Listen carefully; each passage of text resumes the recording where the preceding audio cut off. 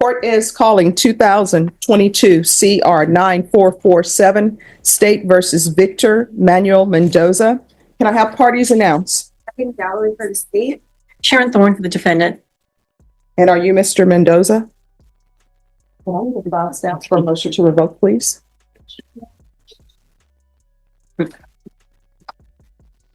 Just mustering. Yes. All right. Thank you. Got it. Oh, take your time. Yes, Your Honor. No. Yes, Your Honor. All right. All right. Mr. Mendoza, did you review the documents entitled Motion to Enter Adjudication of Guilt and Revoke Community Supervision and First Amended Motion to Enter Adjudication of Guilt and Revoke Community Supervision with your attorney?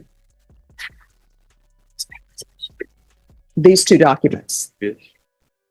All right. Did you understand them? Not. All right. Let me ask you this. Do you understand that you're on deferred adjudication for aggravated assault with a deadly weapon? Yes. Do you understand that the state has filed a motion to revoke stating that you have violated the conditions of your probation? Yes, Your Honor. And do you understand that in these two documents, the First Amended Motion to Enter Adjudication of Guilt and Revoke Community Supervision and the Motion to Enter Adjudication and Revoke Community Supervision, the state put in these documents the items that they're saying that you didn't complete or how you violated your probation? Did you understand that? Yes, Your Honor. Are you the same Victor Manuel Mendoza who was placed on deferred adjudication in cause number, that's the cause number, 2022 CR 9447 for the offense of aggravated assault with a deadly weapon on December 13th, 2022 for a period of 6 years? Is that you? Yes, Your Honor. All right, state. Violation of condition number 1 on or about the 18th day of January 2025 in Bexar County, Texas. The defendant, Victor Manuel Mendoza, committed the offense of criminal trespass in violation of condition number 1. How do you plead to that? True or not true? True. We waive and abandon the remainder. Any objections? No, Your Honor. Did you understand by pleading true to violation of condition number 1, the court could find it true, grant the motion, find you guilty, and sentence you up to 20 years in prison and up to a $10,000 fine? Yes, Your Honor. Knowing that, do you still wish to plead true to violation of condition number 1? Yes, Your Honor. Court is finding violation of condition number 1 true. Is there a proposed agreement? There is not, Your Honor. State is asking that you revoke defendant community supervision and adjudicate him and sentence him to 6 years in prison. The reason that we're asking for this is because this is the third MTR that's come before this court, and he has not used any of the tools that probation has given him to redirect his behavior as played by the new offense that he made. I think. And defense, what are you requesting? Yes, Your Honor. And further, the agreement with the state is that you're going to TIC the 3 new misdemeanors. Yeah. Okay. There are 3 new misdemeanors, Your Honor. My client does have an explanation for these 3 misdemeanors, but he is pleading true. And as you can see, he has a severe stuttering situation, but he wants to explain, like one of the offenses was a failed ID. And I believe the officer really couldn't understand him when the officer said he wouldn't give his name, but Okay. My client would like to explain his situation, but he is accepting responsibility. So would you like to tell the court about your father, grandfather, and that you need to be home with your mom?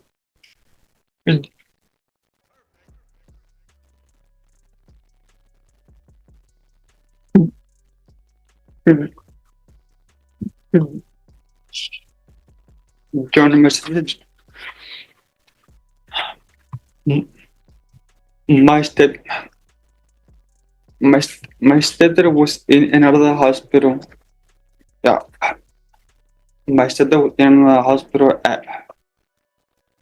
My stepdad was in another hospital. I had lost track. I was taking care of my mom. Right away, this case starts with something serious, a motion to revoke probation. That means the court believes Mendoza violated the conditions of his probation. And here's the key part: when probation gets revoked in a felony case like this, the judge can immediately sentence the defendant to the full prison time allowed by law, so the stakes extremely high. And my stepfather just passed away, and my stepfather had just passed away just about 2 months ago.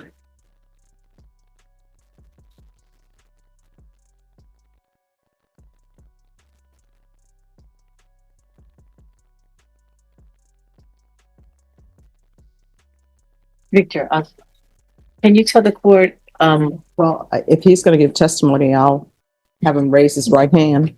Or do you want to proffer what he's going to say? can I proffer what he's going to say? Yes. He recently lost his stepfather. His mother requires his help. He does have a severe stuttering disability.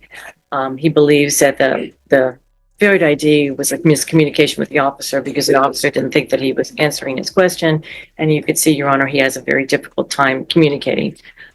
He had a criminal trespass that's also that he's accepting responsibility for, but he said that that was also a misunderstanding with I guess the store owner. It was a Dollar Tree.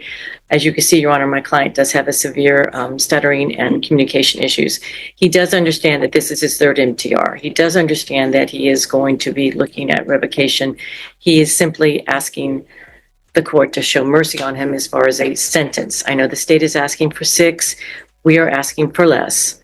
And he does have some credit, Your Honor, and I've been checking with probation and with your clerk as to his credit. He has 403 days, and he also did ISF twice, so that's another 183 days. So he should have 586 days total. We are asking this court to show some mercy on him and to sentence him less than the 6 years, giving him all full credit that he has earned. All right. And state, what cases are you taking in consideration? That would be 2025 CC 001646 criminal trespass, 2025 CC 005683 evading arrest, and then the 2025 CC 005637 bail time. All right. So this is what the court understands. The failure to identify. Maybe there were some communication issues, but the evading arrest, there's no communication issues with that. For example, you're able to understand what I'm saying. So the evading arrest has nothing to do with verbal communication. The criminal trespass really has nothing to do with verbal communication. Because when the people at the Dollar Tree tell you to leave and give you a warning not to come back, then you're not to come back. And if you come on their property, then it's a criminal trespass. This is the 3rd time you've been before me. And your attorney has told me that you had some issues going on with your family. I always tell people, all you have to do is let your probation officer know. And if you feel as though they're not responding, you can come back to the court. And I know I would have told you that because this is your 3rd motion to revoke. There's only so much work that I can do to try to help people. And if you don't want the help and you're not going to do right, there's nothing I can do. The court is finding violation of condition number 1 true. The court is going to find you guilty. The court is going to revoke. There's an affirmative finding of deadly weapon. Was there any restitution probation that was ordered? All right. I'm going to give you credit for any time served. I'll give you credit for successful completion of ISF, taking consideration 2025 CC 001646, 2025 CC 005683, 2025 CC 005678, and I'm sentencing you to 6 years in the prison. Did you review the document entitled Trial Court Certification of Defendant's Rights? Listen carefully here. The judge is making sure Mendoza understands what's happening legally, because once someone on deferred adjudication violates probation, the judge can finally enter a formal guilty verdict, and in this case, the original charge was aggravated assault with a deadly weapon, a felony that carries up to 20 years in prison. Appeal with your attorney, did you understand it? It's this document that tells you whether or not you have a right to appeal. Did you review it with your attorney? And state you may be excused. All right. You have a limited right to appeal. That right to appeal is as it relates to the allegations in the motion, not the fact that you are on deferred adjudication. Because this is a felony conviction, you're not allowed to own or possess any weapons or ammunition. If you have a question over what a weapon or ammunition is, you'll need to speak to an attorney. Good luck to you, sir. Thank you, Your Honor. You're welcome. Excused. Yes. And is this a plea? Judge, he entered his plea on 25 April. Okay. It was to an agreed deferred adjudication with a recommendation of 10 years. Mhm. Judge Angelini, sua sponte, ordered a PSI with a setting of 2 June. So for you're the asking PSI.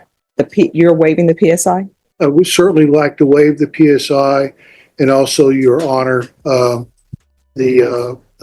Angelini took Mr. Murphy into custody because he was an hour late the day prior to the So plea. now we know it should be on time, right? Yes, ma'am. All right. And see, people always come to me, they would say, oh, Judge, it's just 9 a.m. Then when another judge fills in for me and it's 9 a.m. and you're late, instead of getting a lecture, you get custody. I don't know. Should I start doing that, Attorney Featherston? Judge, for the right individual, it may be a proper way to get their attention. Okay. And you're saying that's not right for your client? Well, I'm saying that his attention has been gained and that he is respectfully requesting that the court lift his custody. All right. You know what I always tell people when they're late for appointments, and this is how I was raised.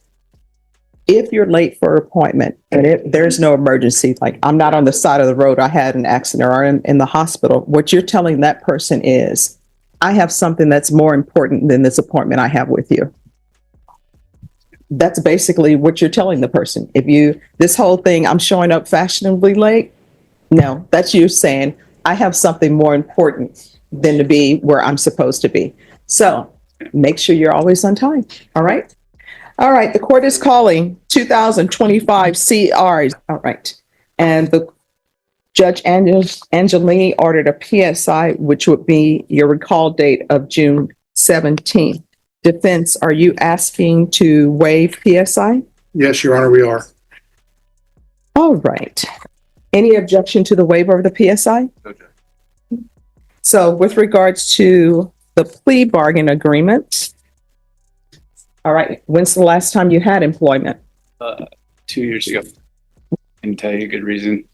How old are you? I'm 34. So how are you supporting it? At this moment, But no, I mean, you haven't been working for 2 years. In that 2 years where you were unemployed, how were you supporting yourself? I was living at home with my mother.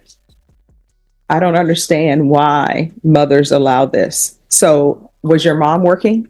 Yes, So how would you spend your day? trying to find a job. Through what hours? The day hours. Do you have any children? I have one. How old? 1 month. And where is the 1 month old? She's in Fort Worth. With her mother? Yes. All right. So what drugs have you used in the past? I mean, Anything else? Have you ever been to prison before? Have you ever been to jail before other than this time? yes. For what? Oh, and I'm sorry, state, you may be excused. Graffiti, marijuana.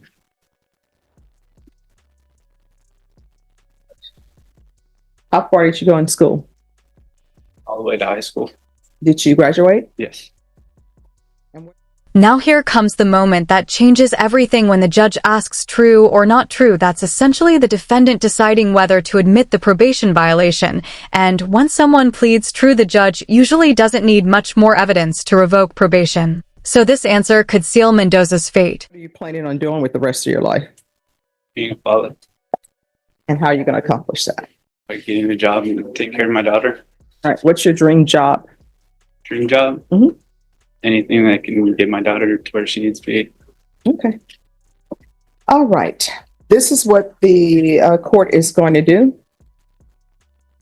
Do you want to speak to the length of deferred? The length? The state is asking for 10 years. Judge, we agreed to a 10-year deferred. I had discussed with Mr. Murphy that there is an early termination provision within the statute, and discussed with him in detail what he needed to do in order to become eligible for early termination. All right. 10 years deferred adjudication, regular reporting by Zoom or in person, regular random UAs. In custody, I'm going to want a referral to felony drug court. Your attorney will explain to you what felony drug court is. You need to be honest with them, because I think you do have a major drug problem, as evidenced by the fact that you're here, as evidenced by the fact that in the past you've had meth, as evidenced by the fact that you've been unemployed for 2 years. You understand? So you need to be honest with them and do your best to get in that program if you truly want to be a better person for your child. You understand? Yes, ma'am. So that will be in custody. And if he's not accepted, TAP evaluation in custody, proof of employment within 30 days of release. There's to be no employment as a home health care provider or with minors. 200 hours of community service restitution. I'm going to order parenting classes. Once he completes the parenting classes, community service hours will be deemed satisfied. Field visits 1 time per month until further notice. There's going to be 120 sober meetings in 120 days. Take in consideration 2025 PF 04413, 2025 PF 05766, 2023 CR 8453, and this is to run concurrent with 2025 PF 04414. And just one moment.